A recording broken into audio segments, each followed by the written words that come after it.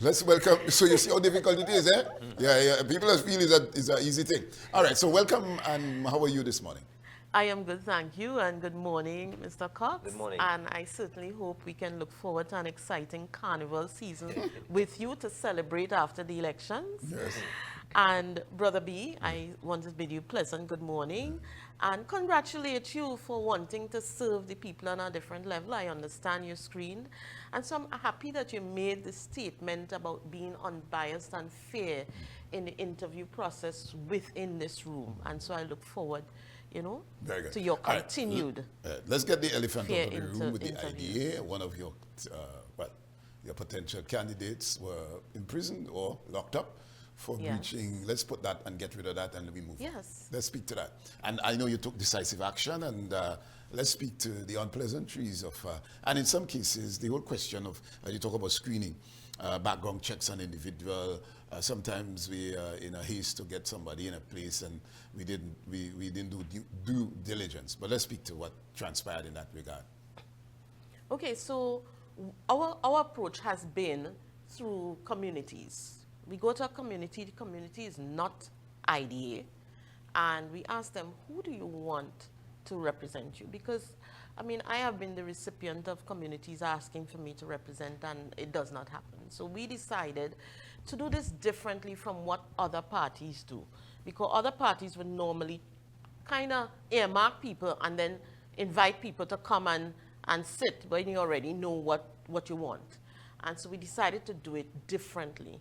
Go to the communities, ask them who do they think could represent them, and those who, as best as we can, we attempt to keep the persons. And so we did the same thing with the young man, and this incident showed up.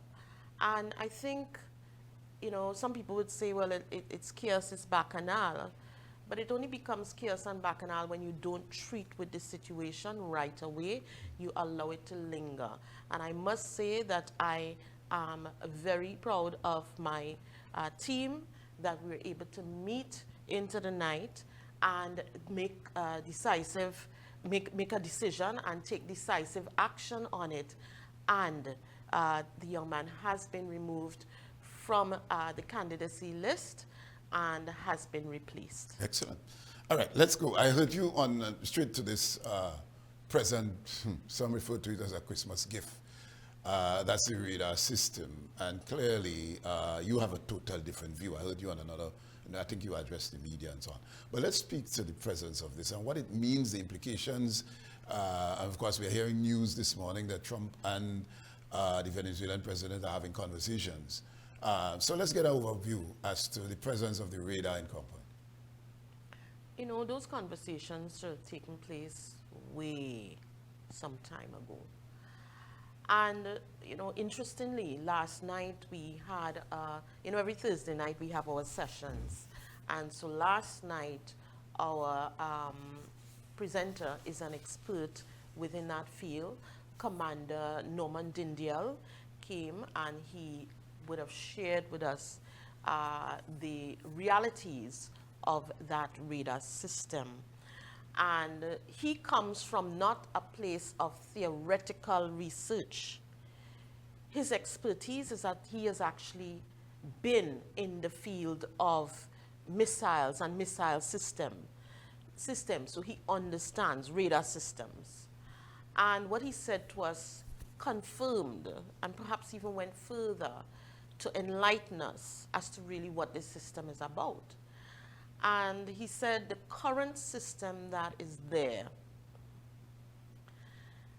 the capabilities is really for looking beyond, to be able to look into Venezuela in detail to see what is going on there, and also to look out at sea to see what help may be coming to Venezuela. It also has the capability of launching missiles and tracking missiles coming in. The system that we had established years ago from Israel, where they bought this monitoring system across the country, that is already in place. That system is specific for narco trafficking monitoring. Okay? And so the problem with that system is that whilst they can monitor and they see what activities are occurring with the narco trafficking, they did not have the resources in terms of the police and Coast Guard and whatever to treat with it. So that is where that system is falling down, not in the surveillance. So the radar system we have installed in Tobago is one that looks into the sky, yes, not out at sea for the boats coming in, but definitely looking to see if there are missiles or what they can see into Venezuela and out any help that may be coming, as I said.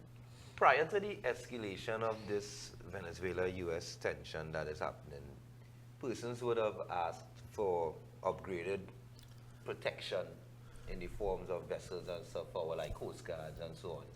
All right. I'm thinking if, and a lot of persons are asking the question, and before I proceed with that question, let me just quote the Prime Minister. So the Prime Minister would have took to social media, Twitter to be exact, known as X now, and said that the new radar system assists with the detection of Venezuelan crude oil sanction busting activities and traffickers who have been conducting deliveries of narcotics, firearms, ammunition, and migrants into our country from Venezuela. She went on to say the latest equipment enhances our surveillance capabilities and adds a superior layer of protection that was previously unavailable. Is it fair to conclude that the timing of the installation of the system is just strange, or do you maintain that it shouldn't have been easily accepted?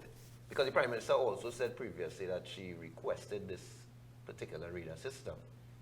So I'm trying to juxtapose her request with the need for our borders and by extension our territory to be protected. Okay, so I just described to you the quality of the system that we got. Right. So if she's requesting protection, is she expecting a missile to come and that's what you're being protected from?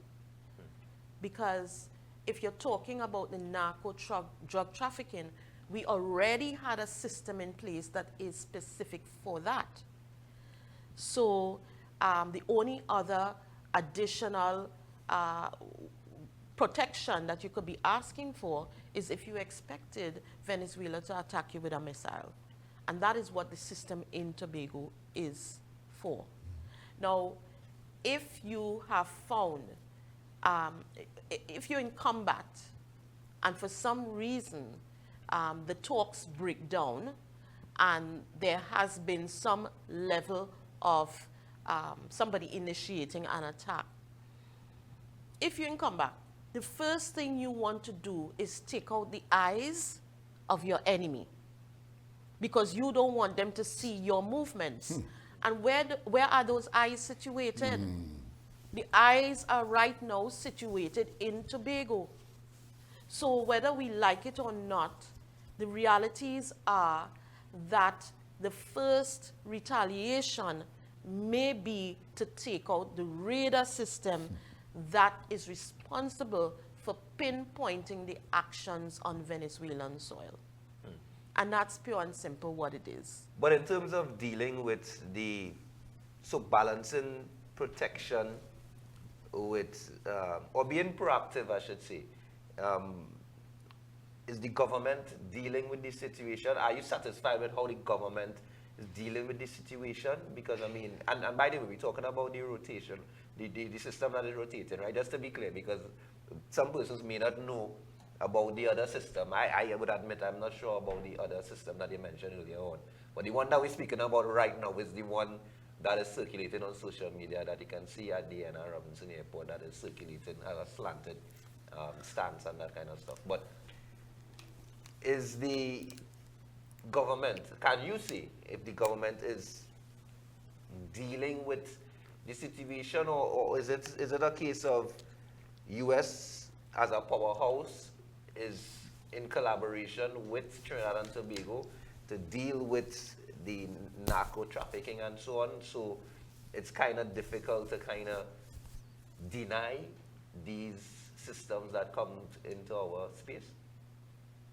You keep focusing on the system with the capability to monitor narco trafficking. Right. But I stated clearly that the system doesn't really monitor narco trafficking. The system is geared for missile engagement and mapping of whatever activities are occurring in Venezuela. In fact, the system is much poorer at tracking boats and narco traffickers than the system previously there. Okay. And I know that you may not be familiar, but just about a week ago, Commander Dindial did quite a layout in the Trinidad Express as to the whole system and the the comparison between the system before and the system now. And so your question is, has the government handled this well? No. Okay? And I keep saying the government needs experts in crisis communication management. They need an expert because they have been flip-flopping on issues, being caught out with lies and then coming back and switching. And that is not good for the people, because what it does, it instills fear. It creates fear-mongering. It creates anxiety and panic. So you can't come and flip-flop and then they tell the people, don't worry about it. And then you can't come with statements that are contradictory to what you said. When you say that there will be no war, we don't have to worry, and then you come out and you say, well, if there is a crisis like the war, you will stand on the side of the Venezuelans. But who is standing on the side of the citizens of Tobago?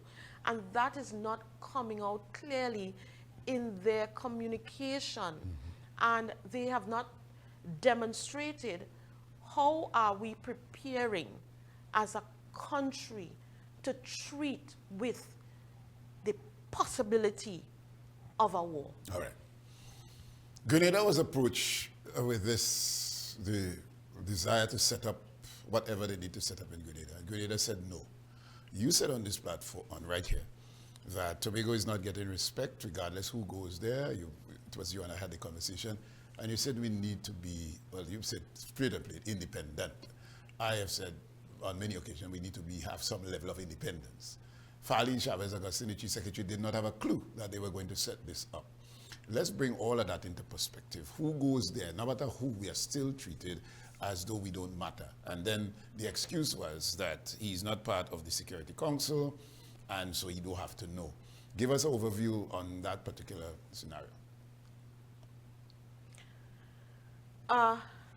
The Chief Secretary has failed in his leadership of this island.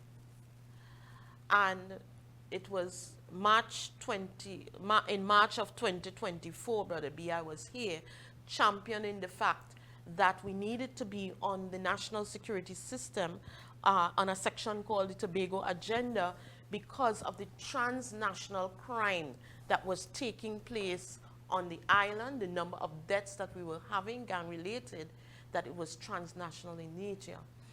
Subsequently, in July of that year, the Prime Minister, after I wrote to him and the Chief Secretary about it, he finally came to Tobago and invited the Chief Secretary to have a meeting in Tobago as part of the National Security Council, speaking to Tobago's issues. Recently, the Chief Secretary flippantly said, oh, I just found out about it on Facebook like everybody else. And it took him 2 days later to come back to the public and have a press conference that did not instill confidence in the people, a press conference that sent a message that, you know, well, I know about this, you know, but I just have to say what I have to say. At that press conference, if you understood the disrespect the Prime Minister paid to Tobago when she said, he's not on the council, I didn't have to I didn't have to tell him anything. It sent a message that, number one, the Prime Minister had no confidence in the Chief Secretary, and number two, that she didn't care about Tobago, Tobagonians, and what we think. Number three, she clearly doesn't understand what autonomy is about. Autonomy is not giving us a quarry license. This is part of autonomy, giving us the respect. Trinidad and Tobago, side by side, we stand. You may be the Prime Minister. Yes, you are the Prime Minister. But at the end of the day, there is somebody in the office of the Chief Secretary who should have been consulted. Okay? At that press conference, 48 hours later, you would have expected the Chief Secretary to come out and say, I am very disappointed. I thought the Prime Minister and I had a better relationship than that. And, you know, I am requesting the Prime Minister to give us an apology to the people, you know, given, you know, how she has approached this. You heard nothing from that. You heard, well, the Prime Minister is great and she's doing her best and all of that. I mean, come on. You say that and then you're on the hustings talking about outsiders shouldn't be leading you, but they're leading you. You clearly admitted that when you went to the press conference and the way you behaved and engaged. But subsequent to that, information has come to us that our Chief Secretary was aware all along, and I, you know. This is news. I'm hearing that for the first time. And any way to verify and to, you know, I mean, we are hearing this from you, and we need clarity on that. So I guess news people will do the checking and so on. Well, all right, so we can move. All right, so election bell is wrong, Ms. Angus. Of course, the IDA is in readiness. 10 candidates minus 1, so you have 9 candidates ready now. Well, we have now replaced the candidate, which I'm not going to share with you right really, now. not yet. But let's talk about your... That's why you're here. So let's talk about your readiness, your campaign. Well, machinery is rolling out. You're here this morning, and the presentation of our candidates. When are we to expect that? Next weekend, we will be presenting our candidates. And all candidates have already been presented to the communities, because I told you, we are approaching this differently. Number one for us is respect to the communities. For too long, people in communities have been disrespected. They often have to just take what you get. And so our candidates, when they come on board, they're instructed, go into your communities. Forget the noise and the glitz and the glamour. We want you to go into your communities and pay them the respect of saying, I am your candidate. I am coming to ask for your support. You know, you all have chosen me, but I'm confirming that support now, and you get going on the ground. So a lot of those activities have been going on the ground before we then rise into the public relations of the glitz and glamour. Yeah, because this is serious business. It's about people's lives and livelihoods. It's not just about a party and a glitz and a glamour. And God forbid, when we get closer, the buying, the bribing, and the bullying. You know, and that has started. The bribing, the buying, the what? The bribing, the buying, and the bullying. Oh my goodness. Yeah, and we saw a lot of that in play already. Let me ask though. So, all right. So, just to confirm, the idea is contesting all 15 seats, and we would get the full slate next weekend. Yes. Right. Now, in terms of so different political parties would come about, and they would have their vision and their manifesto and so on, and I think we can all agree that generally everyone wants to see Tobago move forward. Generally speaking. The what and the how are two entirely different things, and you know the effectiveness of the how. Okay, but the point I want to get to is the IDA's position in the political landscape. Of course, we know that the TPP, led by Mr. Fali Augustine, and the PNM are, on the surface, based on observation, are the popular parties, they would have contested the general elections. I can't remember if the IDA contested the general election. You can correct me. But the IDA's position, the IDA has been consistent. And I'm giving you the opportunity now to, I guess, to speak directly to how the IDA intends to really not just carve its space within the political landscape, but really take Tobago forward, as opposed to what you're saying with the how and the why. How and the why you said? Yeah. So I thank you for that compliment, that you say the IDA has been consistent. Yeah? Because oftentimes many parties and individuals in the past would have just given up. We're not giving up. We're fighting for Tobago with Tobagonians. And so I really thank you for emphasizing our consistency and our persistency in ensuring that at the end of the day, we have the opportunity to transform Tobago. And transformation of Tobago, for us, is about ensuring a quality of life that is improved and is just as consistent in going forward with growth and prosperity for all, not just a few. Just take a pin right there. Not just, what does growth and prosperity mean? Because we could interpret that to getting an increase in the budget allocation, and it can mean something else. I'm asking you, what does growth and prosperity mean from an IDA standpoint? Definitely it's not about increasing the budget in the allocation. Excellent. Go ahead. Because the time has come for Tobago to understand, as long as we are just dependent on the increase from Trinidad, we will always be in bondage. Okay? We will always be in bondage. And I want to take us back to a clear example, because people feel as if sometimes we talk in pie in the sky. Let us look at Scarborough.